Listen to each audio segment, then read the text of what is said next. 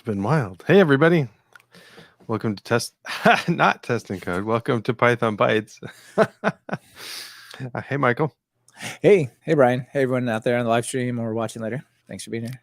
Well, let's kick off the show. This is, let's just go.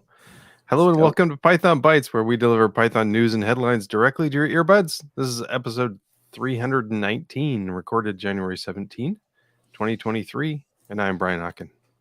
And I'm Michael Kennedy. Well, I'm super excited to talk about whatever you have to share with us. But before we get started, I just want to say thanks to Microsoft for Startup Founders Hub for sponsoring this episode. Listen to their spot later in the show, and let's see what you have to talk about, Michael. What do I got to talk about? I also want to remind people they can go to pythonbytes.fm, click on the live stream, and see all the upcoming live streams and be part of that. So it's always awesome to have them there, and follow us on Mastodon. We got all of our things there. Believe it or not, we actually do a couple things on Mastodon every now and then.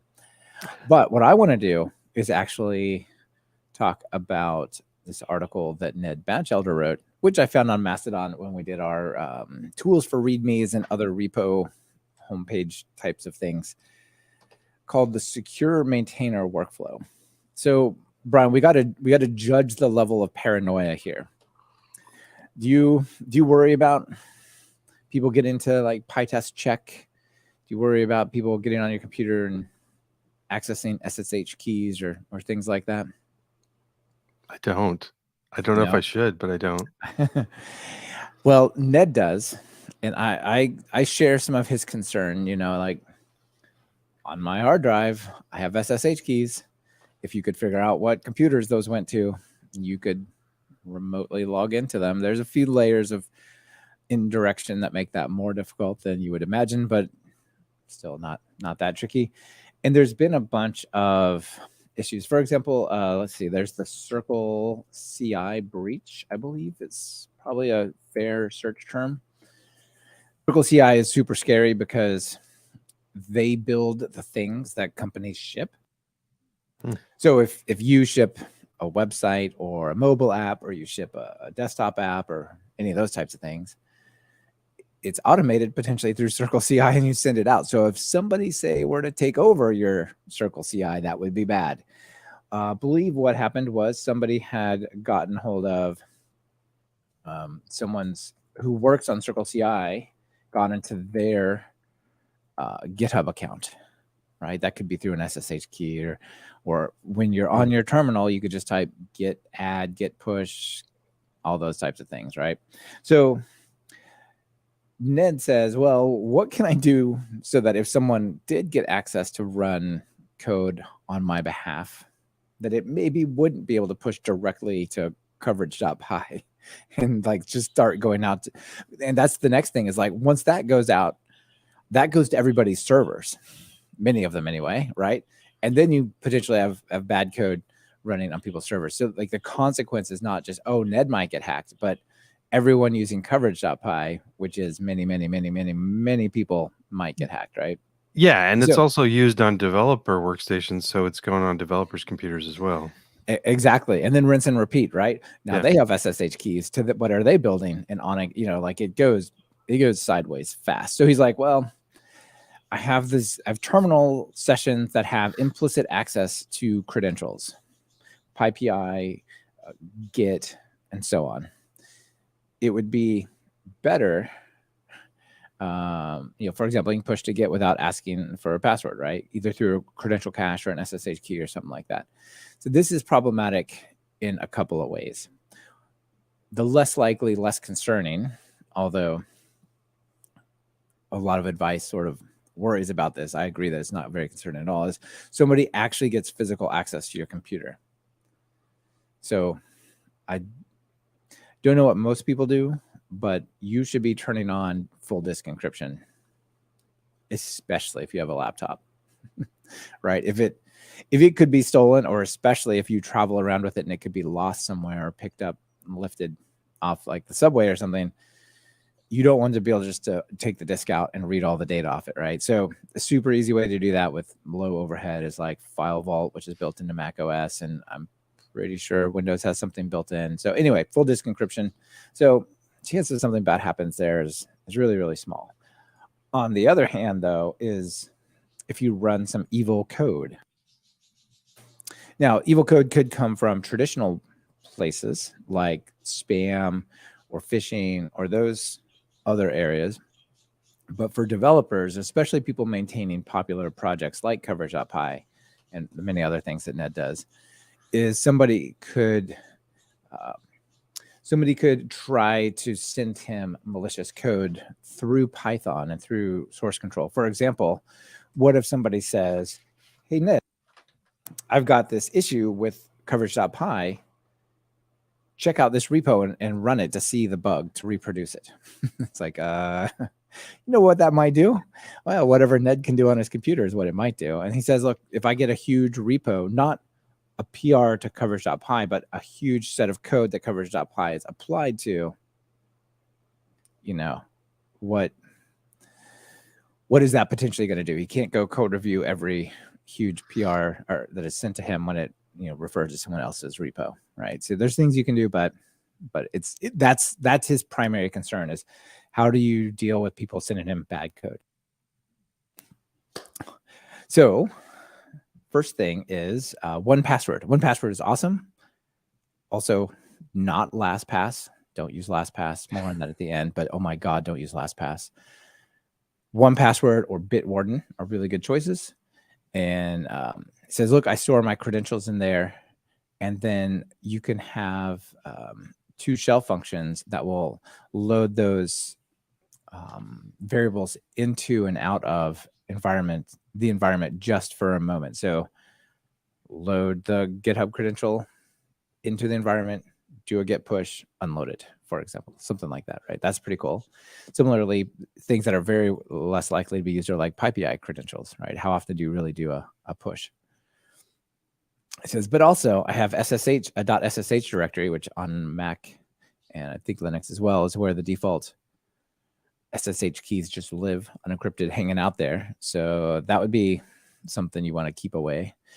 Now he says, I don't know what to do with that. The comments here are very helpful.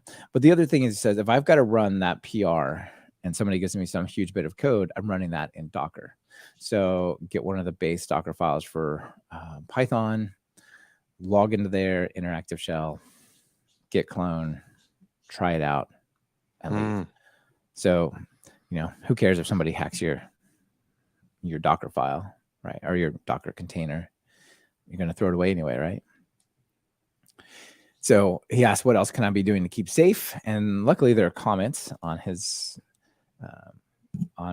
blog here. It says, you could piggyback on the 1Password workflow to export extra SSH config. And you go down here, Dirkshan says, I use Secretive, which keeps SSH keys on the Mac locked up.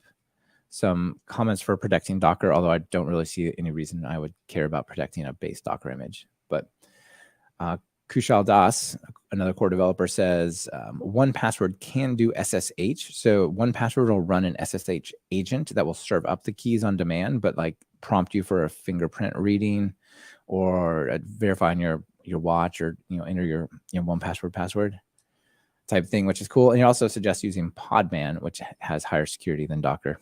Again, I'm not sure why you need that. But finally, Brett Cannon says 1Password for SSH. Let's go. That seems pretty awesome. So interesting. Anyway, these are some ideas. I think it's only scratching the surface. But yeah. And then Christopher, just to follow up, says BitLocker is the file vault equivalent for Windows. That's right. Thanks, Christopher. So one of the things that, I mean, okay, so yes, protecting against, losing your laptop or somebody taking it or reading your whatever. These are all kind of cool. One of my concern isn't really that somebody's going to try to access it. It's that I can't anymore. Like my laptop just dies and I can't use it anymore. So things like 1Password, I assume they're backupable so that I can get access to it again. Yeah. So 1Password stores all that information on their servers with where you control a super long encryption key that they don't have. So there's no, if you lose it, there's no, I'll get my thing back. Part of the setup process for 1Password is they're like, here's your 30 character secret key that is combined with your password. And if you don't have both of those, we can't help you. it's encrypted with this and we don't know what it is. So it's pretty good. It's pretty good. It's not LastPass again, which we'll touch on. Okay. But so that syncs to all, like it syncs to your phone, it syncs to your different computers. There's a web version. It works on Windows, Mac, and Linux. It's a pretty good option, honestly. It's paid, but it's not much. It's like $5 a month. Okay. If you don't want that in Bitwarden, but Bitwarden's not quite as secure because I don't think it has the secret key. It's just the password, so you need a longer password. I don't know. We're going a bit down too far down that rabbit hole, maybe, but yeah, it's pretty interesting. Certainly, it's a concern. But so, for example, you can have file attachments in your 1Password. So you can attach like your SSH folder to like a logins thing that you put in there. So if you go to a new computer, you can just, open that thing up and get your SSH keys, drop them in there, and off you go. Sweet. But never lose that 30-character secret key because you're not getting back in without them. All right, over to you. What you got? What do I have? I've got some web scraping. Actually a couple tools for parsing HTML and parsing JSON that I thought were just pretty darn cool. So I was reading this article, which is a decent article, called "A Year of Writing About Web Scraping in Review." So somebody that got a job doing a whole bunch of blog posts about web scraping. But one of the things when he talks about doing it in Python, it had HTTPX, and yeah, you and I both like that a lot. Oh yeah, that's great stuff. Pretty popular. But I hadn't heard of Parcel or James Path, or James Path is JMES Path. And so I wanted to check that out.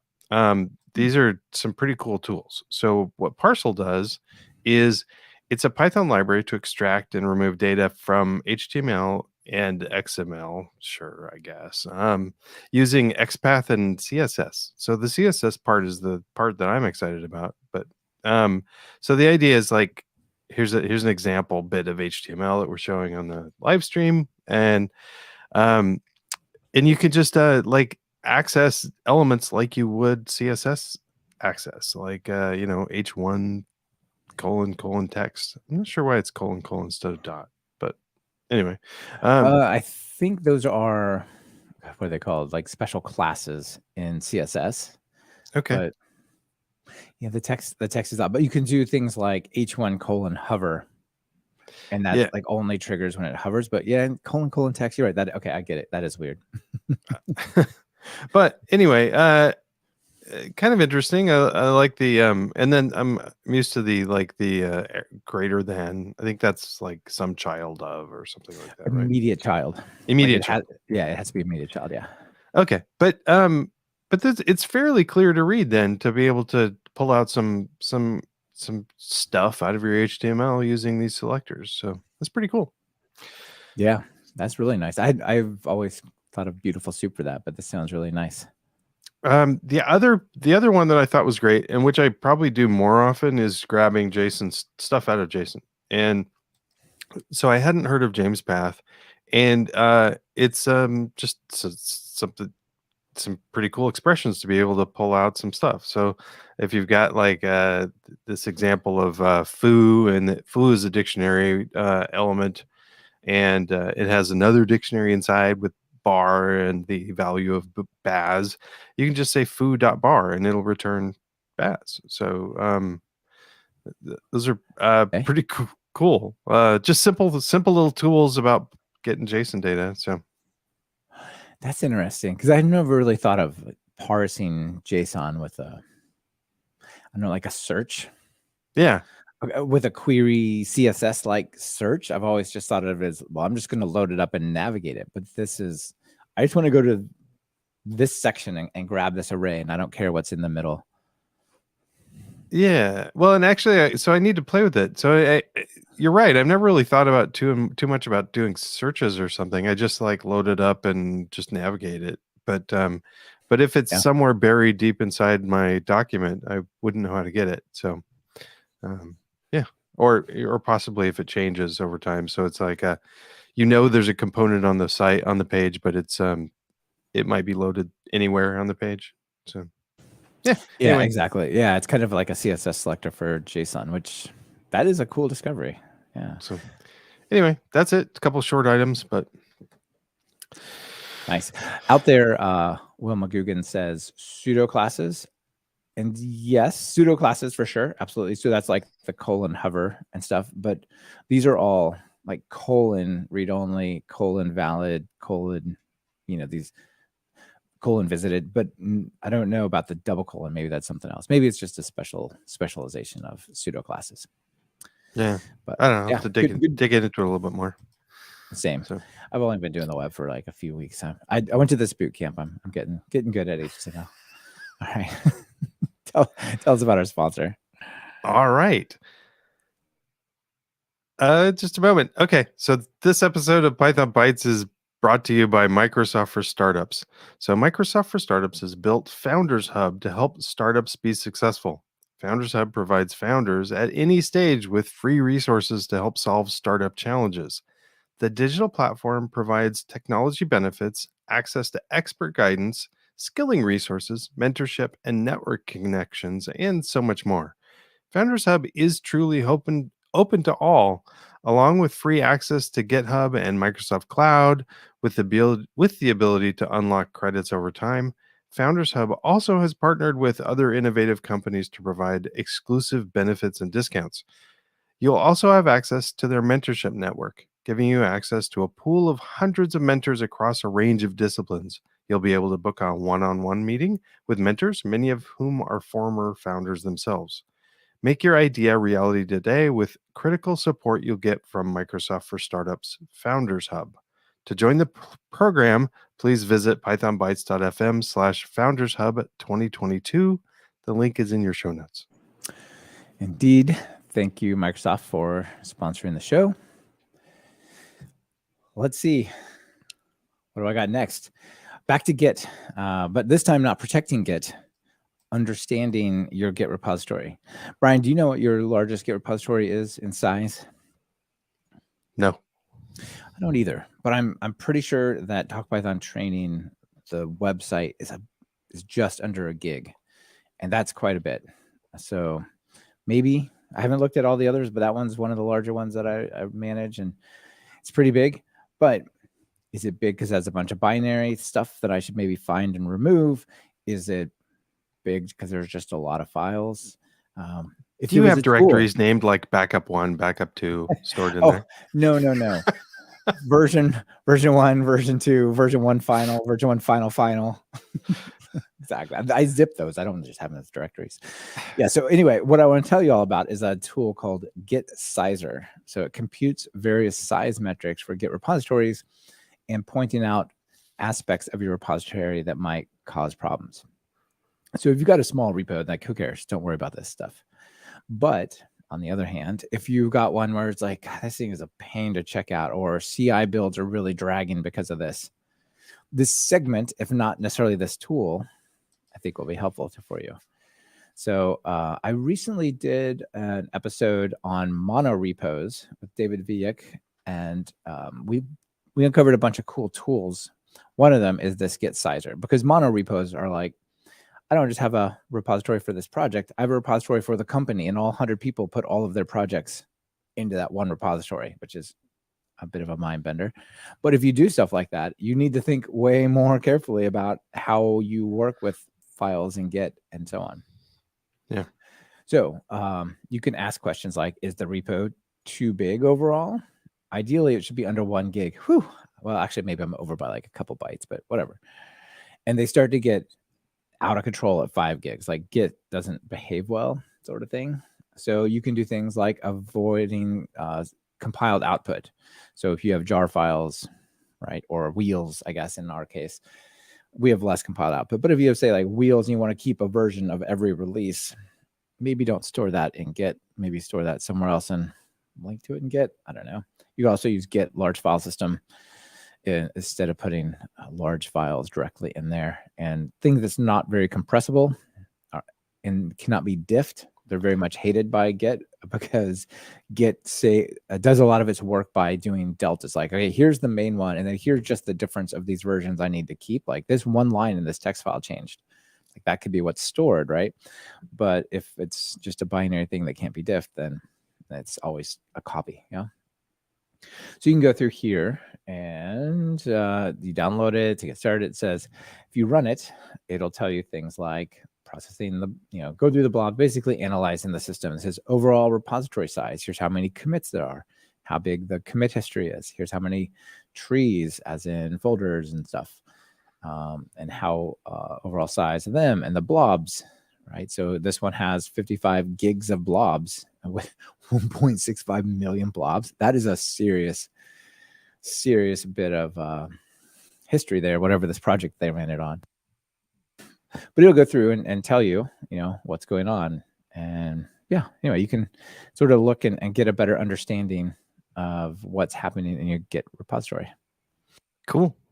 Something else that I'm sure everybody knows this already, but especially in CI and stuff, it's helpful to when you're going to clone a branch, to clone it to depth 1 so that you're not cloning all the history. You don't need it for. Yeah, so I have some interesting newer version of that guidance for you, Brian. Okay. So I watched some of the presentations at GitHub Universe. And so what you're talking about is what's called a shallow copy. So it says we're only going to pretend that there's three commits deep in this branch, in which case you only see like 3 commits worth of history and so on, right? But it is much smaller because it doesn't keep all those files over time.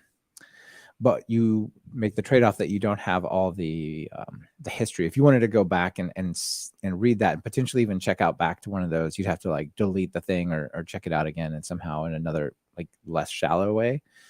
So what you can do that's real similar is you can do a partial clone. I don't know how I ended up on this page, but there's docs for it on the GitHub documentation page. So with a shallow clone, all that it will check out is the like depth 1. Sorry, not a shallow. Partial clone is all it will check out is level 1 of files, but all of the commit history and messages. So like this file has 10 changes and here's the messages, but it doesn't check out those 9 others.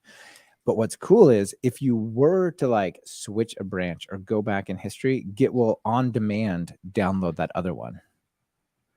So what you end up typing is you type something like git clone -- filter :blob equals none. Or you can even say, I want all the files except for anything over a certain size that might be in history. So anything over 100K, but other than that, give me every file forever throughout its all history. So this partial clone is like a similar type of thing, but it's a little more flexible in that it's like a transparent proxy to the full history of the repo without cloning it. Does that make sense?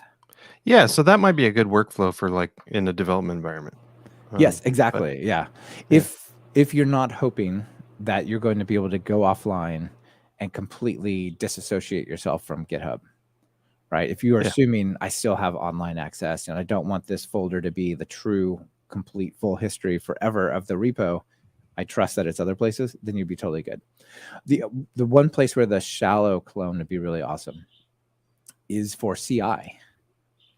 Yeah, that's what I was mentioning. Yeah, right. Yeah, if you're doing it for CI, then like your CI system does not care what the history is. It only cares what the current is. Yeah. Right. So shallow clone. And then similarly related to that is you have sparse checkouts where you can say, I know there's a huge repo, but I just want these 3 directories and stuff under them.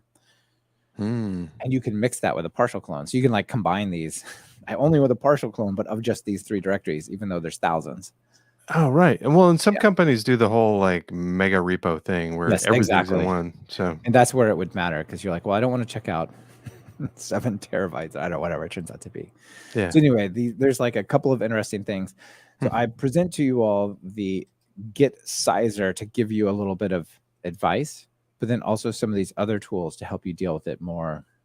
And if you are already in this realm, partial clone, shallow clones, and sparse checkouts all might be tools you can apply, what are just built into Git that make this a lot better. Yeah. And also LFS is not that hard to use. So if you really have to use LFS. Yeah. I have one other thing for you. I did this on the Talk Python training. I did a partial clone. Well, filter blob equals none, blob : none, and without. So without, I had the deltas was 71,000 deltas and 118,000 objects.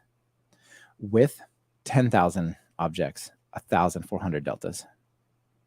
So much faster checkout. And like I said, it's kind of on demand. It'll go get the older files if it needs to. Cool. So yeah. Anyway, it seems like it's pretty handy. Lots of Git. What are we getting to next? Oh, right now we've got bad advice. So I guess this may be under category of do not try this at home or just don't listen to Brian. But it wasn't me. It was this other guy, Adrian. So this is a fun article called Data Classes Without Type Annotations. So I'm using data classes a lot now. I like them.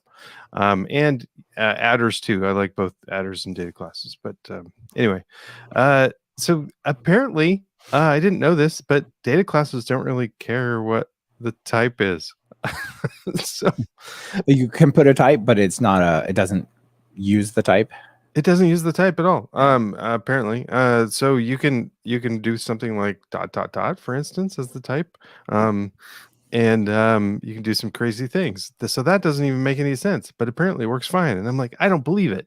So I tried it, and they're right. Doesn't do that. There's a whole bunch of discussion around types here and type hints, and some people just kind of they don't want to use types, and that's fine. But if you wanted to use type class or data classes, they kind of require you to use types. But apparently you can get around it. And I just really wanted to show this horrible example of code. And there's a data class that is called literally, and it has a variable anything with the type is a tuple with two strings in it saying can go and in here. And we've got other variables with like lambdas expressions as types. And also I tried this. You have to put from future import annotations in your file, but then you can put all sorts of horrible things in there. It doesn't even have these symbols don't even have to be anywhere in your file. As long as it parses, it works fine. For example, the first type is a tuple. It's not saying the type is tuple. It just is a tuple, like parenthesis, string, comma, string. Yeah. The second one is a lambda where the type value would go and so on. Yeah. And it's not even a valid lambda. Well, I guess it is. You can have a lambda. A parameterless lambda. That only returns a string. How about not not as an expression for a type, not even evaluated, even dot evaluated is apparently a valid type. And then the last one is just awful. Just dot has as a 2 equals b as the parameter to has multiplied by syntactically bracket valid. This is a nightmare, but it parses fine. So crazy. Yeah, your editor might not like it. MyPy might not like it. Yeah. Wow. But there is some discussion of things that might be useful about this. Like if you're really not using data type annotations, but you want to use data classes, you perhaps want to put some strings in there as the type to declare as a comment for what the thing is instead of, I don't know. This is bad advice. Don't follow this, but it's fun. It does break some conceptions that people might have about data classes. Unlike, say, Pydantic, where this stuff matters. Which are like data classes, but apparently validated. Yeah. And apparently this was apparently popular or enough. This was written last year. And if you want to try to do something similar to data classes or similar to adders where you have like attrib or something, apparently there's this other, you can say a typeless data class, and you can just say it's a field, and get around it. And this is available in a PyPI package. So, yeah. Okay, cool. Typeless data classes, fun. All right. Well, is that all of our topics, Brian? I think it is.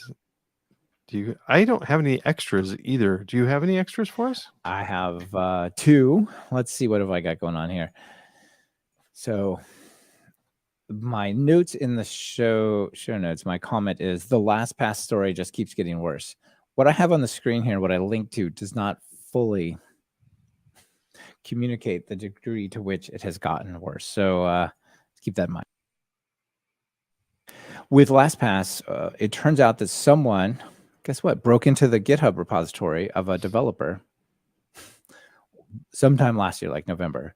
They then used that access to further their access and eventually got the ability to copy every single customer's user's LastPass encrypted vault, which sounds terrifying. Shouldn't be, but it does, because that's theoretically encrypted with your big, long, not reused password. That's a big if, but it should be, right? And then it probably should have some kind of secret key type of thing like 1Password. So even if my password was the letter A for 1Password, it's still 27 characters from the person of this perspective.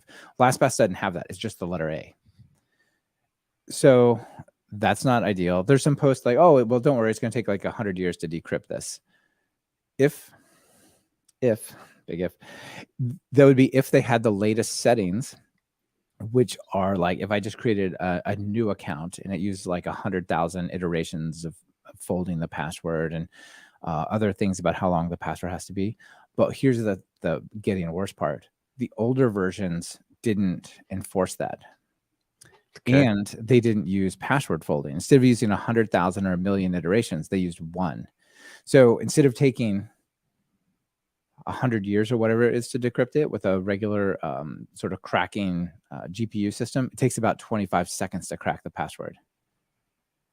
And those passwords are versioned and changed in this way depending on when you last used them over time. So if you created a password 10 years ago, but then changed the settings, I don't think it goes back. I'm not 100% sure, but I think it's still, like, you can have historical older passwords in your vault that are like that. On top of that, it turns out that things like the URL of where that password belongs to and your email address were stored in plain text. Not true with Bitwarden, not true with 1Password, but with LastPass, stored in plain text. Well, it's not plain text, it's base64 encoded, but we all know what that means. Plain, just not readable by humans, but that's plain text. So, and when was it last accessed? So you can do things like, I want to go to the vault and see who has accessed some shady site, like who has accessed Tinder, but also seems to be married. Can I blackmail that person without even figuring out what their password is? Just say, look, that's a little shady. I'm going to tell your wife about your Tinder account. You know, so I mean, there's all sorts of really bad things. Plus, I can see that some of those passwords are going to my bank with a password folding of 1 or 500 or 5,000, which I can just break straight away. So you can use the unencrypted bits to target which ones you want to go after. It's really bad. So just PSA, if you use LastPass, change your passwords. Yeah. Period. Because this is out there and it's in plain text, except for the password. Not ideal. Okay, so anyway, I figured that was bad enough. I wanted to kind of point out. I know, because a lot of people are like, don't worry, it's super encrypted. Like, sometimes. Yeah, but who would actually do it for 25 seconds? I know, come on. I mean, if it just said, like Bank of America account.com/logon, I don't know. Is that worth 25 seconds? Probably. Yeah. I mean, banks are like kind of a unique case because they often have like a 2FA or, what's your cat's favorite toy's name or whatever, right? You got to answer. But like, there's many places that don't have like some kind of second check like that. And my bank even has the feature of, even if I tell them to remember my device, they won't. So I have to 2FA every single time. I know. It drives me nuts. It drives me nuts. All right. The other thing is, I woke up this morning with a couple $1,000, and unfortunately, by the time of the recording, I no longer have that money. But I have a new Mac Mini coming, Brian. I want one of these. They just announced new Mac Mini M2 Pro and the new MacBook Air pros and maxes and all that. So if people have Wait, been waiting. it says $600. Where are you down 2,000? Wow, let us go on the pass. So $600 is the M2 version, which is basically the upgrade of what I have now, which is awesome. But what I want is the M2 Pro for all the video editing, which is like $1,300 to start. But then you're like, I really could use a little more RAM, and now it's that. Then with all the video and podcast stuff, I need some more storage. And all of a sudden, it's like, oh, I'll just sell my car. I'll get a Mini. That'd be great. But anyway, I'm very excited about this coming. I'll let people know what I think when I get it, but I'm sure it'll be lovely. Cooper Mini or Mac Mini? They're about the same price. Exactly. One's made in Cupertino by Apple. The other one is Cooper, made by BMW in London or England somewhere. All right, that's it for extras, though. I got some jokes if you want to joke. Yeah, let's do something funny. Yeah. All right. So this one's about debugging. And have you ever done, like, I've got a section and I need a breakpoint here, but there's not a great way to put the breakpoint there, or you might say, I would say, if user equals such and such, or this value is in the range of what I expected, then I want it to break. So you might say, if something, created just a variable, set a value, and give it a breakpoint. Well, this is kind of about the philosophical wonderings of this situation here. So there's a variable. It just says var a equals 0, JavaScript, I guess, or it could be C#, but it has a little squiggly, which is clearly like unused variable, right? Yes. And the variable asks, dear programmer, what is my purpose? And then the programmer says, you're a dummy variable to place a breakpoint on. Oh my God. Is that amazing? That's pretty funny. Yeah. The existential despair of the dummy variable. But it's short-lived, but it can be quite helpful and loved. So don't let it get you down, dummy variable. Yeah. Or it could have been used once before, and then somebody refactored the code and forgot to delete the declarations. Exactly. Then you live a long time. Yeah. All right. Well, that's it. All right. That was funny. So thanks a lot. And thanks for joining me again today. And thanks, of course, to Microsoft Founders Hub to sponsor us. You bet. And Thanks everyone for listening. Bye. Bye.